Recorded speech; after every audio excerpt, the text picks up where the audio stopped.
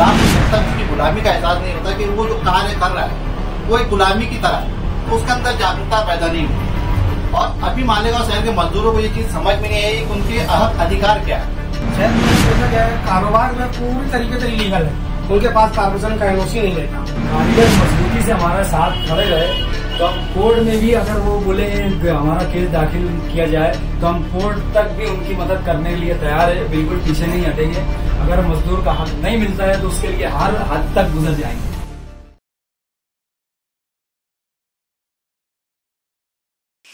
आप देख रहे हैं अब तक न्यूज इंडिया, जो आपको रखे आगे। आइए दर्शकों, एक बार फिर आपका स्वागत है अब तक न्यूज पर। मैं जावेद शाह। दर्शकों, रमजान का ये आखिरी अशरा शुरू हो चुका है। अब मालेगांव शहर में अक्सर देखने में यह आता है कि अगर बोनस की बात की जाए, हक रजा की बात की जाए, तो रमजान के आखिरी अय्याम में ही मजदूरों को उनका हक रजा यानी कि बोनस दिया जाता है। लेकिन वो कितना दिया जाता है ये सब लोग जानते हैं। अब तक न्यूज इंडिया ने इसके पहले 2 खबर इस पर बनाई थी और आज हमारे साथ में मालेगांव शहर की अलग अलग यूनियंस, अलग अलग तंजीमों के लोग हमारे साथ हैं। अभी तक हक रजा बटी है या नहीं बटी है, या बटनी कब चाहिए, कितनी मिलनी चाहिए, कानून के दायरे में उसकी क्या प्रोसीजर है, इसी पर बात करने के लिए आज हमारे साथ सबसे पहले कॉमरेड जुनैद हमारे साथ में है, जुनैद शाह हमारे साथ में है, जो मालेगांव तालुका साइजी कामगार यूनियन के जिम्मेदार है, ये हमारे साथ में है। तो वहीं वसी अहमद जो शिवसेना कामगार संगठन के अध्यक्ष है, सदर है, वो हमारे साथ आज हमारे शो के मेहमान हैं। तो वही हमारे साथ में अल्ताफ शेख जो सीआईटू संगठन के नायब सदर है, वो हमारे साथ में है। अजहर कॉमरेड जो सीआईटू संगठन के सेक्रेटरी है, वो हमारे साथ आज इस शो के हमारे मेहमान हैं। इनसे हम इस पर पूरी तफसील से गुफ्तगू करेंगे और मजदूरों के हक अधिकार पर आज की एक स्पेशल चर्चा है। तो आइए मुलाकात करते हैं आज के इन मेहमानों से। आप सभी लोगों का अब तक न्यूज इंडिया पे बहुत बहुत इस्तेमाल करते हैं, खुशामदीद करते हैं कि आपने अपना कीमती वक्त हमारे स्टूडियो पर दिया। आज की शुरुआत है, सबसे पहले हम बात करना चाहेंगे शिवसेना के जो कामगार यूनियन के अध्यक्ष है वसी अहमद अंसारी, इनसे मुलाकात करेंगे कि क्या है आज की हालात पर गुफ्तगू। वसी अहमद भाई, आज आप यहाँ पर स्टूडियो में आए हुए हैं, आप लोगों का इस्तकबाल है। कामगारों के सवाल पर आप लोग कई सालों से लड़ रहे हैं, इस साल भी आप लोगों ने इसकी शुरुआत की है हक रजा और बोनस के ताल्लुक से। क्या हालात है अभी, क्या मजदूरों को हक रजा मिल गई है या नहीं मिली है? अभी तक के तो कोई रिपोर्ट नहीं है हक रजा मिलने की। असल में हक रजा जो है आखिरी एग्जाम में जो 2-3 दिन बचता है, 26 रोजे को, या बहुत सारे लोग चारनाथ को दिन देते हैं। अभी तक के तो कहीं बटी है, दी गई है, ऐसी रिपोर्ट नहीं है। दूसरा सवाल ये है कि कितनी हक रजा मजदूरों को दी जाती है? मजदूरों को तो शेड अपने हिसाब से देते हैं हक रजा, लेकिन कानून के हिसाब से मिलनी चाहिए हक रजा, ये हमारा मुतालबा है। जुनैद भाई, कानून के हिसाब से कितनी हक रजा मिलनी चाहिए?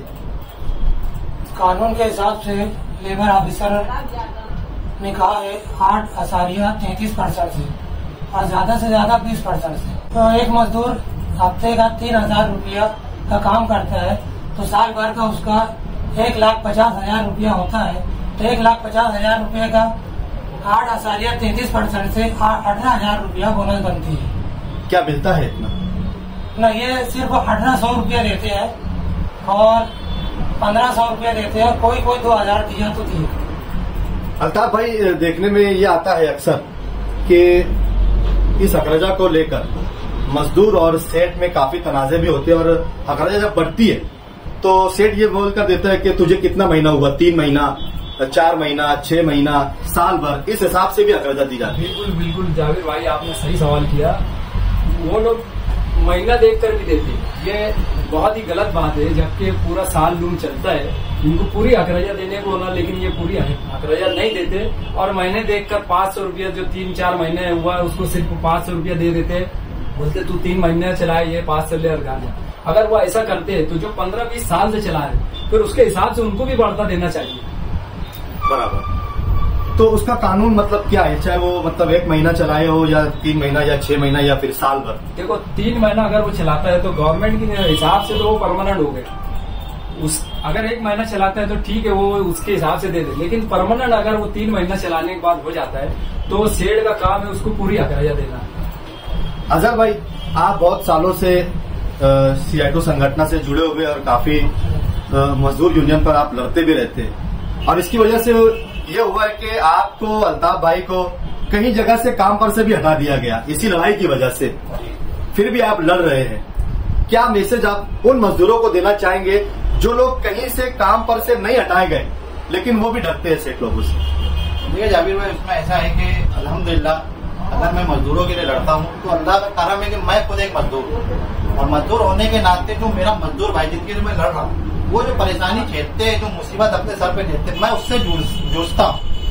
मैं भी साइजिंग में ड्यूटी करता हूँ, क्या वहाँ पर की परेशानी है, साइजिंग पर अपने ऊपर झेलता हूँ। कम पगार दिया, अगर परिवार को किस तरह मैनेज करते हैं, परिवार में क्या परेशानी आती है, बच्चों की खुशियों को दबाना पड़ता है, उनके ख्वाहिशात को दबा, तो ये मैं देखता हूँ तो मेरे अंदर एक दर्द है कि मेरा मजदूर भाई को भी उसका हक मिलना चाहिए। और अल्हम्दुलिल्लाह शरीयत के हिसाब से भी देखे और देश के कानून के हिसाब से भी देखे तो उसको इतना अधिकार मजदूरों को दिया गया है और इतनी पगार उनकी बनती है कि वो एक मेहारी जिंदगी, खुशहाल जिंदगी, बहुत ज्यादा नहीं ना सही, लेकिन एक मेहारी जिंदगी जीने का अधिकार उनको मिल सकता है। लेकिन अजहर भाई, देखने में ये आता है कि मजदूर भी मतलब अपना हक अधिकार लेने के लिए बहुत ज्यादा जागरूक दिखाई नहीं देते। उसके लिए देखो, मैं मजदूर को दोषी नहीं ठहराऊंगा, इसके लिए मालेगांव शहर के पॉलिटिशियन जो है वो उसके लिए जिम्मेदार है कि उन्होंने सरमायादारों को उस तरह गाइड किया है कि आप अपने कारोबार को इस तरह से मेंटेन करके रखो, ये पेपर ऐसा, ये इसका ऐसा, वो एक डिटेल की बात है। तो मालेगांव शहर का सरमायादार उनके नक्श कदम पर चलता है और मालेगांव शहर का सरमायादार मजदूरों को इतनी पगार नहीं देता और 12 घंटा ड्यूटी करने के बाद मजदूर इतना थक जाता है। और दूसरी बात, बाबा साहब अम्बेडकर ने एक बात कही थी कि गुलाम को जब तक उसकी गुलामी का एहसास नहीं होता कि वो जो कार्य कर रहा है वो एक गुलामी की तरह है, तो उसके अंदर जागरूकता पैदा नहीं होती। और अभी मालेगांव शहर के मजदूरों को ये चीज समझ में नहीं आई कि उनके हक अधिकार क्या है। अभी जब हमने बोनस का विषय उठाया, आप ही के चैनल पे जब ये लेबर ऑफिसर की बाइट लगी तो एक मजदूर का कमेंट था कि ये क्या बोल रहे हैं, सर के ऊपर से जाए। और सरमायादार भी जब हमको बताते हैं कहीं ऐसे मतलब बात आती है कि भाई आपने मजदूर को हटा दिया, उसकी बोनस इतनी बनती है, जैसे अभी जुनेद भाई ने बताया कि 8.33% के हिसाब से एक पगार बनती है पूरी, अब महीने भर की 20,000 25,000 जो भी महीना। तो देखा जाए तो इतनी पगार जब हम सरमायादार को बताते हैं कि आपको बोनस इतनी देंगे तो वो भी अचंभे में पड़ जाते हैं। तो तालीम की कमी और मालूमात नहीं होने की वजह से मालेगांव शहर का मजदूर जागरूक नहीं होता। लेकिन इंशाअल्लाह पिछले सालों की बनिस्बत आज जो अपडेट है उसमें मजदूर बहुत जागरूक है। रमजान के इस मुबारक महीने में खर्च बहुत ज्यादा होता है और मजदूरों की एक आस, एक उम्मीद बोनस पर मतलब उनकी डिपेंड रहती है कि अगर हकराजा मिल जाए तो उनकी बहुत सारी खरीदियों में और रमजान के खर्चे में मदद मिल जाएगी। लेकिन रमजान के आखिरी अय्याम में दिया जाना और मजदूरों का खामोश रहना, कैसे देखते हैं आप इसको? मजदूरों को भी थोड़ा विधान होना जरूरी है। जैसे मजदूर साल भर काम करता है और काम करने के बाद उसका हक उसको कानून के मुताबिक मिलना चाहिए, ये हर साल यूनियन बताती है।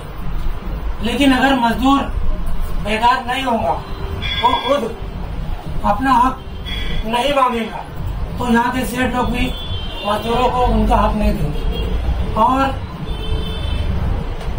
12 या 15 रोजे तक बोनस मिल जाना चाहिए। इसके लिए गांव के जो मजदूर की तादाद है बहुत ज्यादा है, उनको चांदरात को अगर बोनस देंगे तो एक साथ मजदूर परिवार निकलता है खरीदी के लिए, तो उनको भी दिक्कत और परेशानी होती है। वसीम अहमद भाई, आप सरमायादारों से क्या कहना चाहेंगे जो इस तरीके से मजदूरों के साथ उनका इस्तेसाल करते हैं और उनकी हक की हकरजा देने में वो कमी करते हैं, कटौती करते हैं?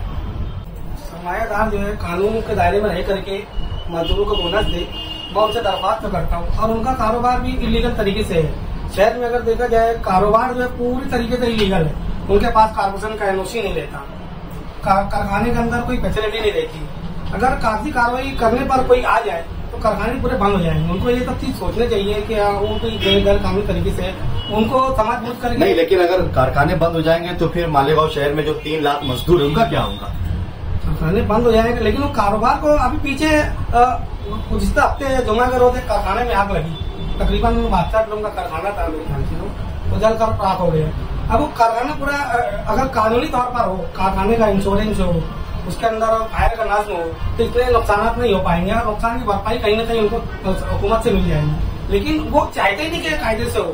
कायदे से अगर कारखाना किया जाए तो उनका भी अपना फायदा है, मजदूरों को हुकूमत जो है स्कीमों से फायदा मिलेगा, मजदूर को फैसिलिटी मिलेगी, मजदूर को भी कहीं ना कहीं उनको राहत मिलेगी। लेकिन ये चाहते नहीं, ये क्यों नहीं चाहते ये तो मैं नहीं बता सकता, लेकिन हम उनसे दरख्वास्त करते हैं कि वो कानून के दायरे में रह करके देना चाहिए। मैं मजदूरों को ये अपील करना चाहूंगा कि अगर उनको कानून के मुताबिक बोनस नहीं मिलती है तो सिर्फ तकरार न करे, बल्कि जो है तहरीरी तौर पर जो लेबर ऑफिसर के नाम पर एक तहरीरी शिकायत दर्ज करे, तो उसकी पूरी गाइडलाइन हम करेंगे और इंशाल्लाह हम कानून के दायरे में रह करके उनको गुना दिलाएंगे। अल्ताफ भाई, क्या कितनी हद तक का आप लोग मजदूरों के लिए लड़ने के लिए तैयार हैं? हम लोग जो है ना, अगर कारीगर मजबूती से हमारा साथ खड़े रहे तो हम कोर्ट में भी अगर वो बोले हमारा केस दाखिल किया जाए तो हम कोर्ट तक भी उनकी मदद करने के लिए तैयार है, बिल्कुल पीछे नहीं हटेंगे। अगर मजदूर का हक नहीं मिलता है तो उसके लिए हर हद तक गुजर जाएंगे। अजहर भाई, देखने में आता है कि आप जिस संगठन से आते हैं उनके पास में पूरी यंत्रणा है, पूरा फौज फाटा है, वकीलों की एक टीम है और ऊपर लेवल तक का एक वर्सेस है, लेकिन मालेगांव शहर में मजदूरों के हक अधिकार के लिए ज्यादा कुछ करते हुए दिखाई नहीं देते। क्या लगता है आपको, क्या करना चाहिए? नहीं, देखिए मालेगांव शहर में हम लोग तो तहरीकें चलाते रहते हैं, लेकिन ये और बात है कि इज्तिमाई तौर पर मजदूर हमारे साथ नहीं आता, इतनी तादाद हमारी करंट पर नहीं आती, समझ में नहीं आता। लेकिन वक्त हमारे पास कामगार आते हैं। अभी अल्हम्दुलिल्लाह 6 केस पावर लूम मजदूरों का साइजिंग को भी मिला के कोर्ट में चल रहे हैं। वो 3 केस आज भी अल्हम्दुलिल्लाह एक बोनस का केस कारीगर काम चढ़ाती है, वहाँ भी कोर्ट में चालू है। आप लेबर ऑफिस से इसकी मालूमात भी ले सकते हैं। और दूसरी बात ये है कि हमारे मालेगांव में जैसे अभी आपने कहा, तो मैं मजदूरों से ये कहना चाहता हूँ कि आपको बोनस अगर चांद रात को भी मिलती है, एक हमारे यहाँ एक पैटर्न बन गया है कि चांद रात को सेठ बोनस देता है, फिर वो चाहे कम दे या ज्यादा दे, मजदूर वहां से निकलकर और कारखाने से निकलकर बाजार में खरीदी करने जाएगा या यूनियन के लोगों को ढूंढते फिरेगा, खरीदी करेगा, अपनी ईद सुधारे। वो कस्मकस में मजदूर बर्दाश्त कर लेता है और परेशानी अपने ऊपर झेलकर वो मीठा खत्म हो जाता है। लेकिन मैं आपके चैनल के माध्यम से मालेगांव शहर के मजदूरों से ये कहना चाहूँ, खासतौर से वो मजदूर मेरे नौजवान भाई जिनके ऊपर घर की जिम्मेदारी नहीं है, एक कारखाने से काम छूटने की कुर्बानी आप दे दो अपने मजदूर भाइयों के लिए, और ईद के बाद आप हमारे पास आओ।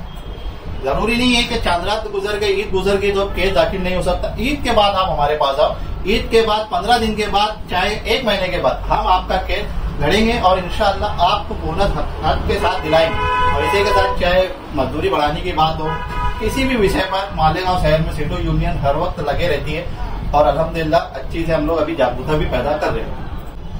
18 साल का नौजवान जब काम शुरू करता है तो उससे धीरे धीरे उससे इतना ज्यादा काम दिया जाता है, एक्स्ट्रा काम, जो भी में उठाना है, रूम साफ करवाना है, रूम के नीचे झाड़ू मारना है, ऐसे अनगिनत काम है जो है एक्स्ट्रा उनको करना पड़ता है। उसका मुआवजा तो नहीं मिलता, लेकिन वो 15 साल 20 साल जब एक ही कारखाने में काम करता है और उसकी उम्र ज्यादा हो जाती है और थोड़ा सा बूढ़ा दिखने लगता है, तो सेठ या सेठ के बच्चे लोग ये कहते हैं कि आप तुम्हारी उम्र हो गई, तुम घर जाओ। ना तो उन्हें 1 रुपया दिया जाता है और ना ही उनसे मोहब्बत से बात की जाती है, डायरेक्ट उनसे काम से हटा दिया जाता है। तो खास तौर पे मैं ऐसे लोगों से बोलना चाहता हूँ कि ऐसे मजदूर भाई जिन्हें इस तरीके का लफ्ज इस्तेमाल कोई सेठ करता है, तो आप लोग हमारे पास आए, हम इंशाअल्लाह आपकी लड़ाई लड़के आपका हक दिलाएंगे और आपको उसका मुआवजा जरूर मिलेगा।